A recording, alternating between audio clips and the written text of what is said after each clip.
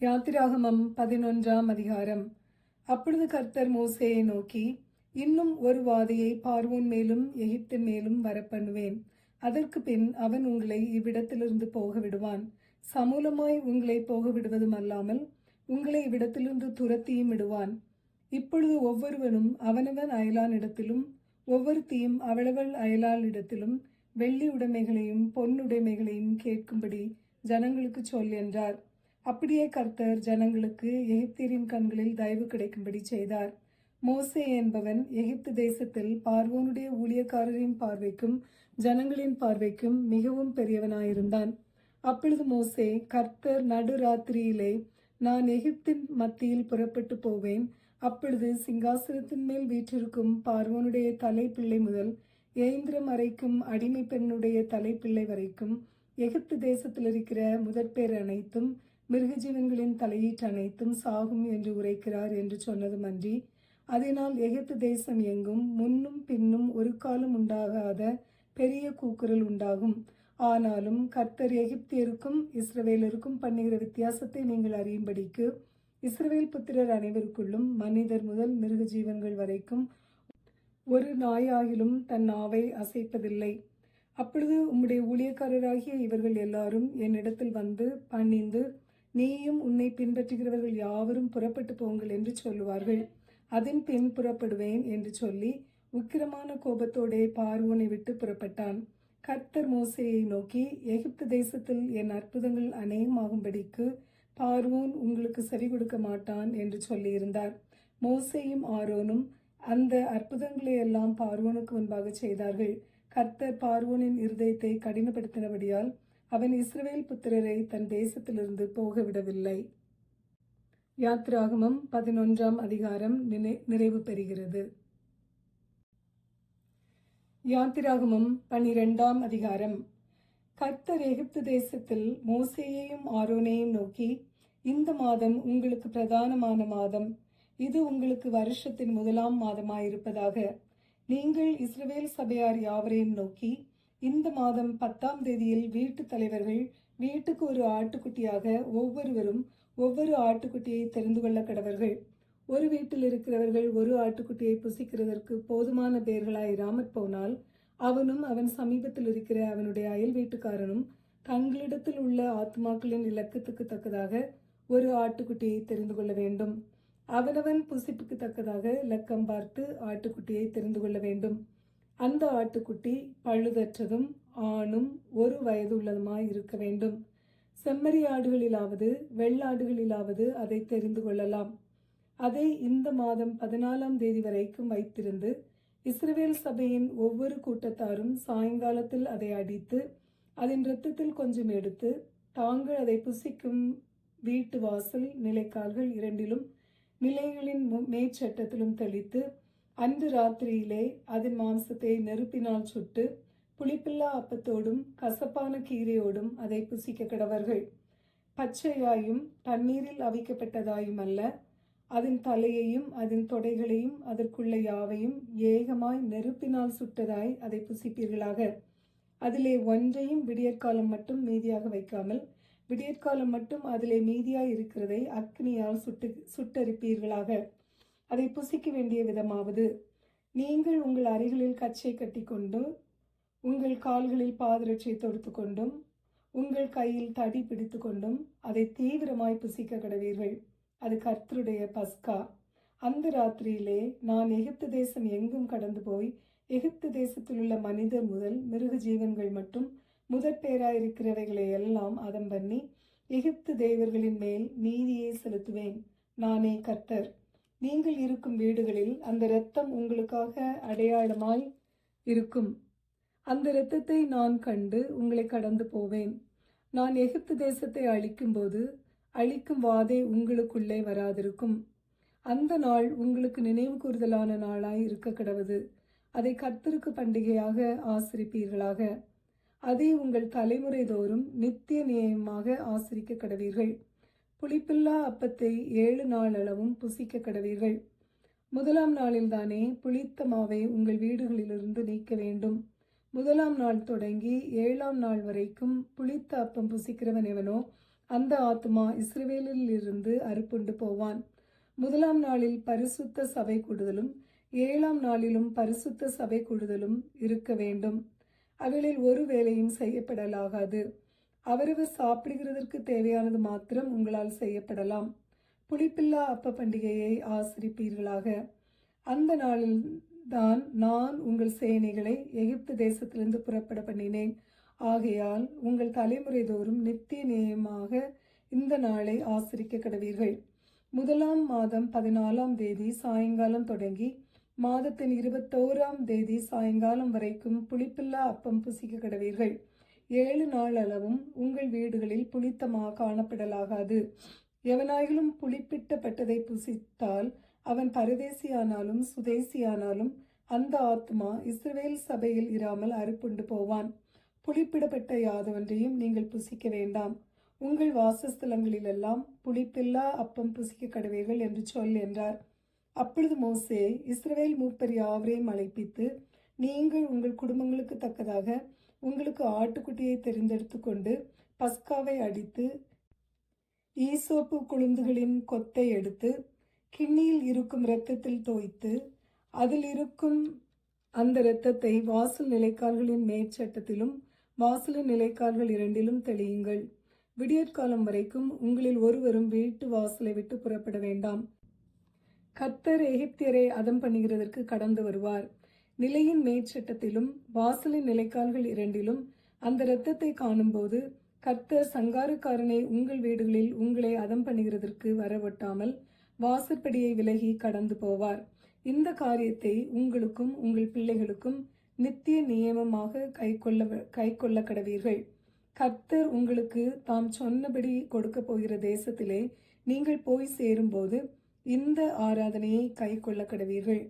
அப்பொழுது உங்கள் பிள்ளைகள், இந்த ஆராதனையின் கருத்து என்ன என்று உங்களை கேட்டால், இது கர்த்தருடைய பஸ்காவாகிய பலி. அவர் எகிப்தியரை அதம் பண்ணி நம்முடைய வீடுகளை தப்ப பண்ணின போது எகிப்திலிருந்த இஸ்ரவேல் புத்திரருடைய வீடுகளை கடந்து போனார் என்று நீங்கள் சொல்ல வேண்டும் என்றான். அப்பொழுது ஜனங்கள் தலை வணங்கி பணிந்து கொண்டார்கள். இஸ்ரவேல் புத்திரர் போய் அப்படியே செய்தார்கள். கர்த்தர் மோசேக்கும் ஆரோனுக்கும் கட்டளையிட்டபடியே செய்தார்கள். நடு ராத்திரியிலே சிங்காசனத்தின் மேல் வீற்றிருக்கும் பார்வோனுடைய தலைப்பிள்ளை முதல் காவல் கிடங்கில் இருக்கும் சிறைப்பட்டவனின் தலைப்பிள்ளை வரைக்கும் எகிப்து தேசத்தில் இருந்த முதற்பேர் அனைத்தையும் மிருக ஜீவன்களின் தலையீற்று அனைத்தையும் கர்த்தர் அளித்தார். அப்பொழுது பார்வோனும் அவனுடைய சகல ஊழியக்காரரும் எகிப்தியர் யாவரும் ராத்திரியிலே எழுந்திருந்தார்கள். மகா கூக்குரல் எகிப்திலே உண்டாயிற்று. சாவில்லாத ஒரு வீடும் இருந்ததில்லை. ராத்திரியிலே அவன் மோசேயையும் ஆரோனையும் அழைப்பித்து, நீங்களும் இஸ்ரவேல் புத்திரரும் எழுந்து என் ஜனங்களை விட்டு புறப்பட்டு போய் நீங்கள் சொன்னபடியே கர்த்தருக்கு ஆராதனை செய்யுங்கள். நீங்கள் சொன்னபடியே உங்கள் ஆடு மாடுகளையும் ஓட்டிக்கொண்டு போங்கள், என்னையும் ஆசீர்வதியுங்கள் என்றான். எகிப்தியர், நாங்கள் எல்லாரும் சாகிறோமே என்று சொல்லி தீவிரமாய் அந்த ஜனங்களை தேசத்திலிருந்து அனுப்பிவிட அவர்களை மிகவும் துரிதப்படுத்தினார்கள். பிசைந்த மா புளிக்கும் முன் ஜனங்கள் அதை பாத்திரத்துடனே தங்கள் வஸ்திரங்களில் கட்டி தங்கள் தோளின் மேல் எடுத்துக்கொண்டு போனார்கள். மோசே சொல்லியிருந்தபடி இஸ்ரவேல் ஜனங்கள் எகிப்தியரிடத்தில் வெள்ளி உடைமைகளையும் பொன்னுடைமைகளையும் வஸ்திரங்களையும் கேட்டார்கள். கர்த்தர் ஜனங்களுக்கு எகிப்தியரின் கண்களில் தயவு கிடைக்கும்படி செய்ததினால் கேட்டதை அவர்களுக்கு கொடுத்தார்கள். இவ்விதமாய் அவர்கள் எகிப்தியரை கொள்ளையிட்டார்கள்.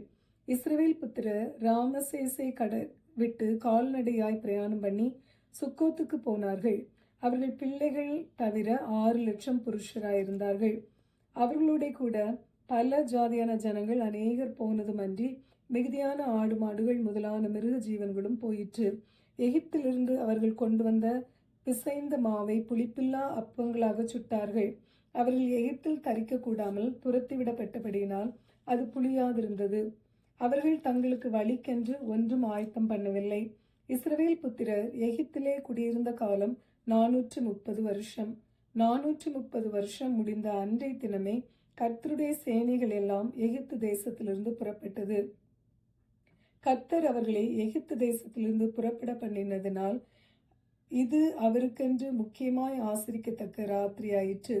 இஸ்ரவேல் சந்ததியார் எல்லாரும் தங்கள் தலைமுறை தோறும் கர்த்தருக்கு முக்கியமாய் ஆசரிக்க வேண்டிய ராத்திரி இதுவே. மேலும் கர்த்தர் மோசேயையும் ஆரோனையும் நோக்கி, பஸ்காவின் நியமமாவது, அந்நிய புத்திரன் ஒருவனும் அதை புசிக்க வேண்டாம். பணத்தினால் கொல்லப்பட்ட அடிமையானவன் எவனும் நீ அவனுக்கு விருத்த சேதனம் பண்ணின பின் அவன் அதை புசிக்கலாம். அந்நியனும் கூலியாளும் அதிலே புசிக்க வேண்டாம். அதை ஒவ்வொரு வீட்டுக்குள்ளும் புசிக்க வேண்டும். அந்த மாம்சத்தில் கொஞ்சமாயிலும் வீட்டிலிருந்து வெளியே கொண்டு போகக்கூடாது. அதில் ஒரு எலும்பையும் முறிக்கக்கூடாது. இஸ்ரவேல் சபையார் எல்லாரும் அதை ஆசரிக்க கடவர்கள். அந்நியன் ஒருவன் உன்னிடத்திலே தங்கி கர்த்தருக்கு பஸ்காவை ஆசரிக்க வேண்டுமென்று இருந்தால் அவனை சேர்ந்த ஆண் பிள்ளைகள் யாவரும் விருத்த சேதனம் பண்ணப்பட வேண்டும். பின்பு அவன் சேர்ந்து அதை ஆசரிக்க வேண்டும். அவன் சுதேசியைப் போல் இருப்பான். விருத்த சேதனம் இல்லாத ஒருவனும் அதில் புசிக்க வேண்டாம்.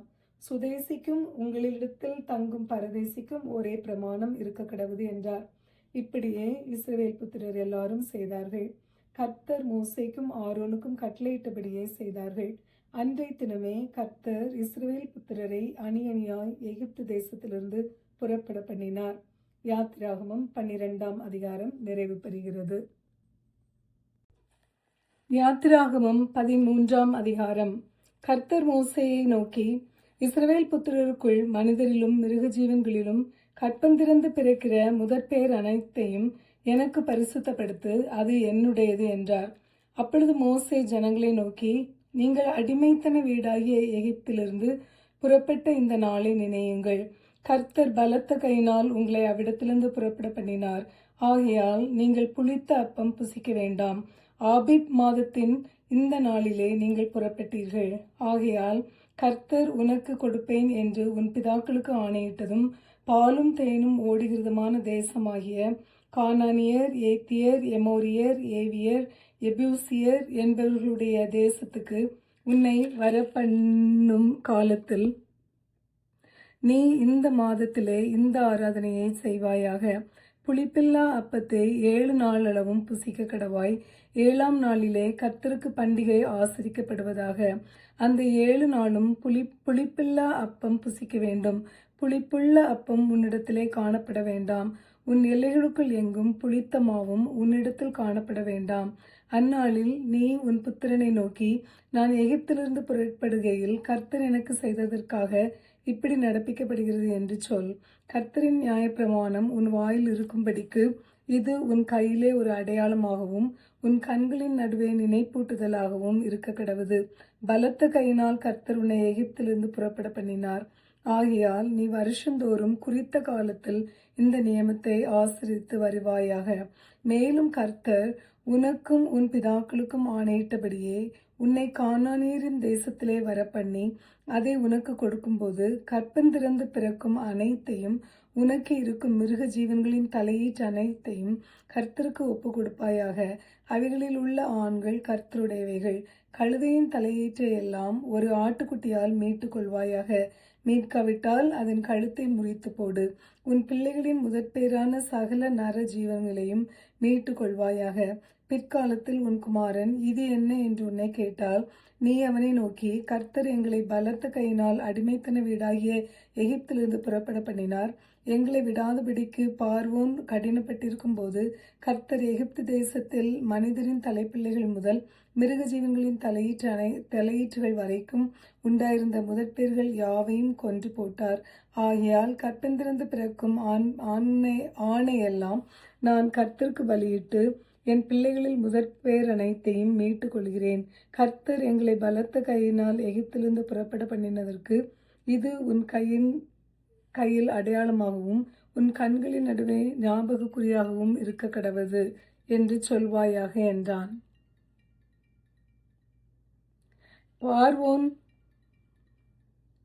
பார்வோன் ஜனங்களை போகவிட்டபின் ஜனங்கள் யுத்தத்தை கண்டால் மனமடிந்து எகிப்துக்கு திரும்புவார்கள் என்று சொல்லி பெலிஸ்தரின் தேச வழியாய் போவது சமீபமானாலும் தேவன் அவர்களை அந்த வழியாய் நடத்தாமல் சிவந்த சமுத்திரத்தின் வனாந்திர வழியாய் ஜனங்களை சுற்றி போக பண்ணினார். இஸ்ரவேல் புத்திரர் எகிப்து தேசத்திலிருந்து அணி அணியாய் புறப்பட்டு போனார்கள். மோசே தன்னோடே கூட யோசேப்பின் எலும்புகளை எடுத்துக்கொண்டு போனான். தேவன் நிச்சயமாய் உங்களை சந்திப்பார். அப்பொழுது உங்களோடே கூட என் எலும்புகளை இவ்விடத்திலிருந்து கொண்டு போங்கள் என்று யோசேப்பு சொல்லி இஸ்ரவேல் புத்திரரை உறுதியாயும் ஆணையிடும்படி செய்திருந்தான். அவர்கள் சுக்கோத்திலிருந்து பிரயாணப்பட்டு வனாந்திரத்தின் ஓரமாய் எத்தாமிலே பாளையம் இறங்கினார்கள். அவர்கள் இரவும் பகலும் வழி நடக்கக்கூடும்படிக்கு கர்த்தர் பகலில் அவர்களை வழிநடத்த மேக ஸ்தம்பத்திலும் இரவில் அவர்களுக்கு வெளிச்சங்காட்ட அக்னி ஸ்தம்பத்திலும் அவர்களுக்கு முன் சென்றார். பகலிலே மேக ஸ்தம்பமும் இரவிலே அக்னி ஸ்தம்பமும் ஜனங்களிடத்திலிருந்து விலகி போகவில்லை. யாத்திராகமம் 14ஆம் அதிகாரம். கர்த்தர் மோசேயை நோக்கி, நீங்கள் திரும்பி மிக்தோலுக்கும் சமுத்திரத்துக்கும் நடுவே பாகால் செபோனுக்கு முன்பாக இருக்கிற ஈரோத் பள்ளத்தாக்கின் முன்னடியிலே பாளையம் இறங்க வேண்டும் என்று இஸ்ரவேல் புத்திரருக்கு சொல்லு. அதற்கு எதிராக சமுத்திரக்கரையிலே பாளையம் இறங்குவீர்களாக. அப்பொழுது பார்வோன் இஸ்ரவேல் புத்திரரை குறித்து, அவர்கள் தேசத்திலே திகைத்து திரிகிறார்கள், வனாந்திரம் அவர்களை அடைத்து போட்டது என்று சொல்லுவான். ஆகையால் பார்வோன் அவர்களை பின்தொடரும்படிக்கு நான் அவன் இருதயத்தை கடினப்படுத்தி, நானே கர்த்தர் என்பதை எகிப்தியர் அறியும்படி பார்வோனாலும் அவனுடைய எல்லா இராணுவத்தாலும் மகிமைப்படுவேன் என்றார். அவர்கள் அப்படியே செய்தார்கள். ஜனங்கள் ஓடி போய்விட்டார்கள் என்று எகிப்தின் ராஜாவுக்கு அறிவிக்கப்பட்ட போது, ஜனங்களுக்கு விரோதமாக பார்வோனும் அவன் ஊழியக்காரரும் மனம் வேறுபட்டு, நமக்கு வேலை செய்யாதபடிக்கு நாம் இஸ்ரவேலரை போகவிட்டது என்ன காரியம் என்றார்கள். அவன் தன் இரதத்தை பூட்டி தன் ஜனங்களை கூட்டிக் கொண்டு பிரதானமான 600 ரதங்களையும் எகிப்திலுள்ள மற்ற சகல ரதங்களையும் அவைகள் எல்லாவற்றிற்கும் அதிபதிகளான வீரரையும் கூட்டிக் கொண்டு போனான். கர்த்தர் எகிப்தின் ராஜாவாகிய பார்வோனின் இருதயத்தை கடினப்படுத்தினார். அவன் இஸ்ரவேல் புத்திரரை பின்தொடர்ந்தான். இஸ்ரவேல் புத்திரர் பலத்த கையுடன் புறப்பட்டு போனார்கள்.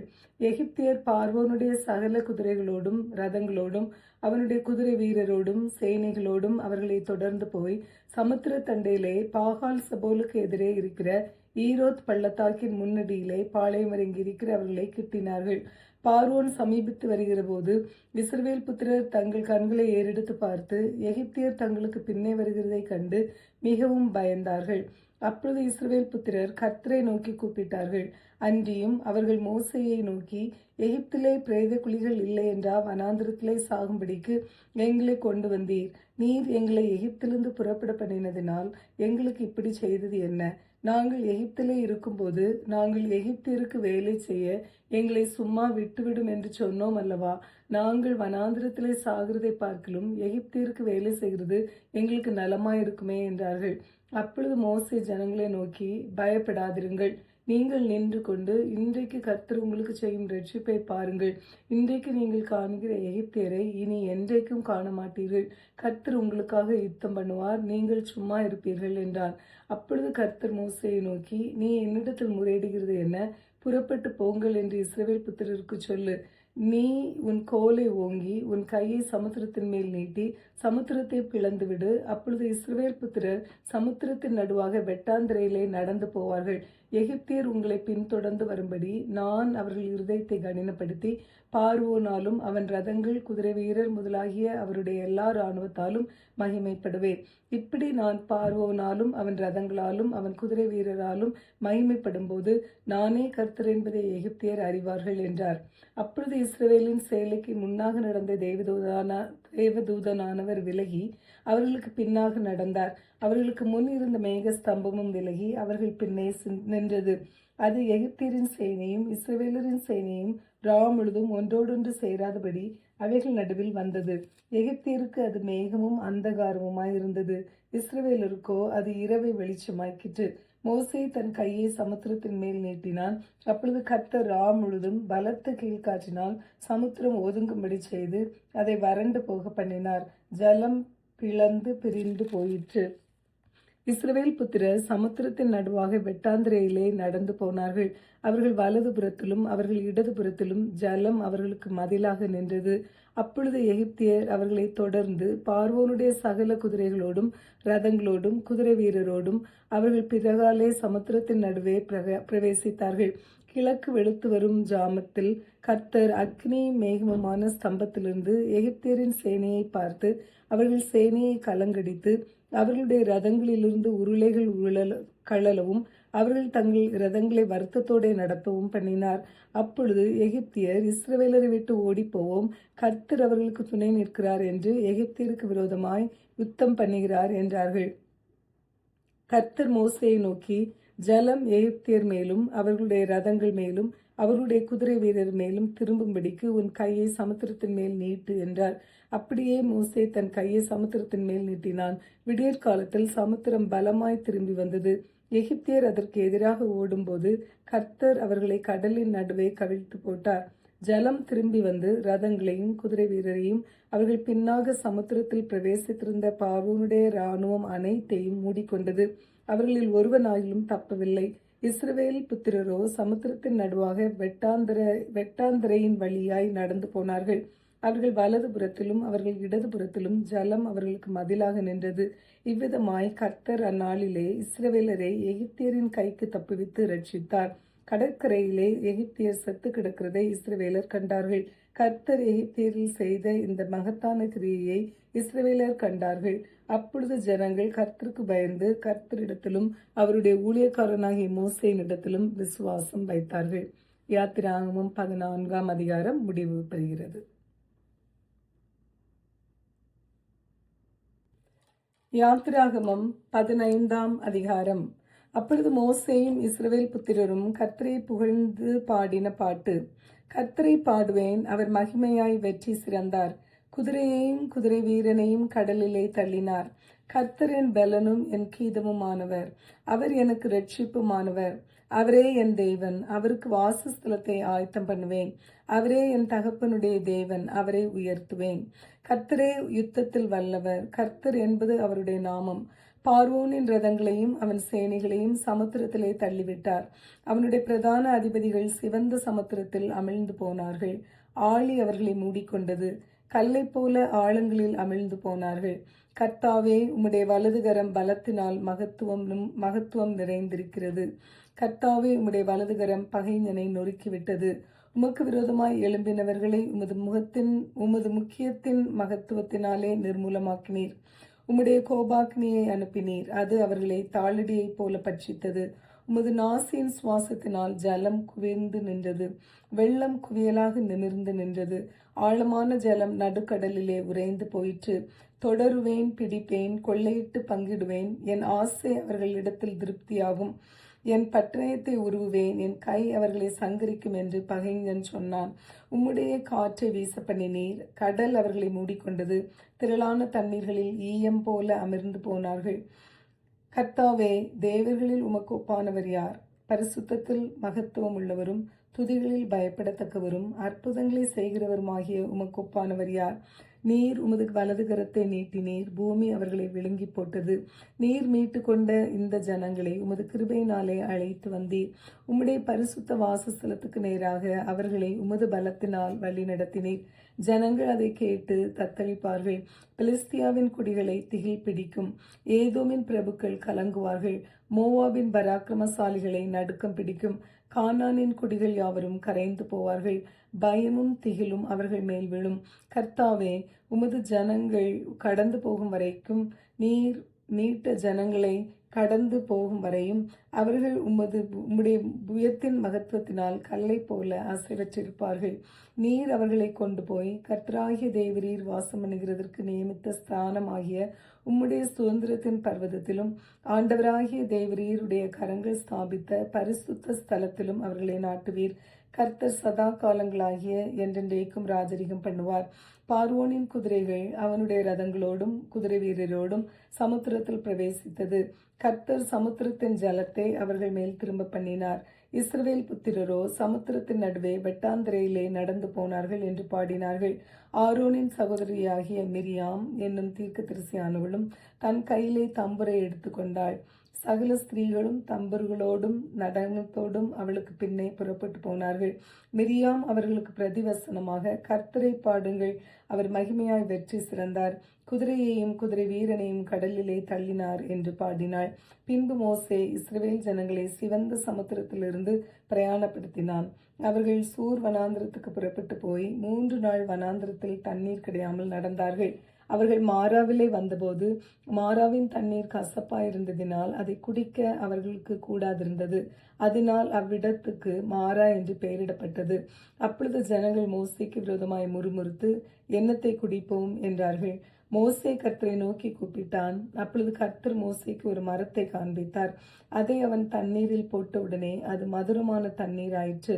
அவர் அங்கே அவர்களுக்கு ஒரு நியமத்தையும் ஒரு நியாயத்தையும் கட்டளையிட்டு அங்கே அவர்களை சோதித்து, நீ உன் தேவனாகிய கர்த்தரின் சத்தத்தை கவனமாய் கேட்டு அவர் பார்வைக்கு செம்மையானவைகளை செய்து அவர் கட்டளைகளுக்கு செவி கொடுத்து அவருடைய நியமங்கள் யாவையும் கைக்கொண்டால், நான் எகிப்திற்கு வரப்பண்ணின வியாதிகளில் ஒன்றையும் உனக்கு வரப்பண்ணேன். நானே உன் பரிகாரியாகிய கர்த்தர் என்றார். பின்பு அவர்கள் ஏலீமுக்கு வந்தார்கள். அங்கே 12 நீரூற்றுகளும் 70 பேரீச்ச மரங்களும் இருந்தது. அங்கே தண்ணீர் அருகே பாளையம் இறங்கினார்கள். யாத்திராகமம் 15 முடிவு பெறுகிறது.